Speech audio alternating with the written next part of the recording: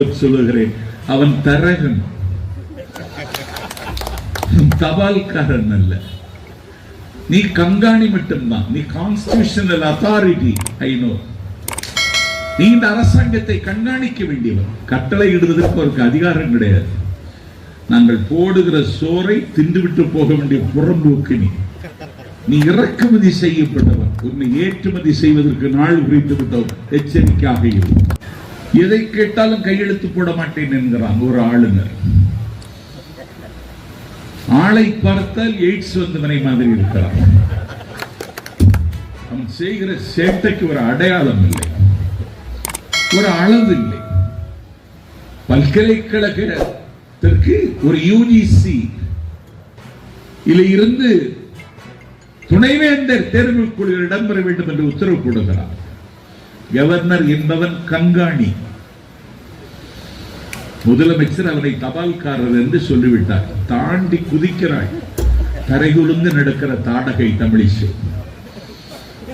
முதலமைச்சர் தபால்காரன் என்றுதான் சொன்னார். ஆத்திரம் வருகிறது. நாஞ்சில் சம்பத் சொல்லுகிறேன், அவன் தரகன், தபால்காரன் அல்ல. நீ கண்காணி மட்டும்தான். நீ கான்ஸ்டிடியூஷனல் அத்தாரிட்டி. I know. நீ இந்த அரசாங்கத்தை கண்காணிக்க வேண்டியவர். கட்டளை இடுவதற்கு ஒரு அதிகாரம் கிடையாது.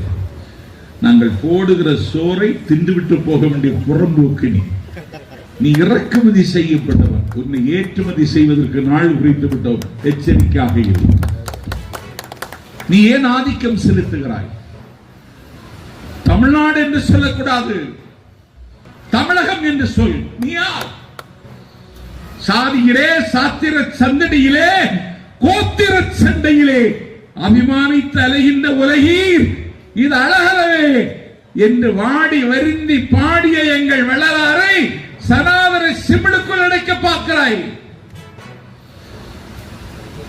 கால கிடப்பாரை தலை தூக்குவதே தர்மம் என்று ஆதிக்கத்தில் அழிந்து கிடக்கிற மக்களுக்கு தலைப்பாக கட்டுவதற்கு உரிமையை வாங்கி தந்த வைகுண்டரை இன்றைக்கு நீ சனாதன கிடங்களே தள்ள பார்க்கிறாய்.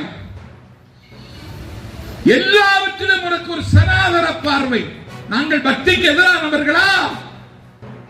நாடாளுமன்ற உறுப்பினர் சொன்னாரே, நாங்கள் எந்த கோவிலுக்கு திருப்பணி செய்யவில்லை. எந்த கோவில் எங்களால் இன்றைக்கு கைவிடப்பட்டிருக்கிறது சொல்.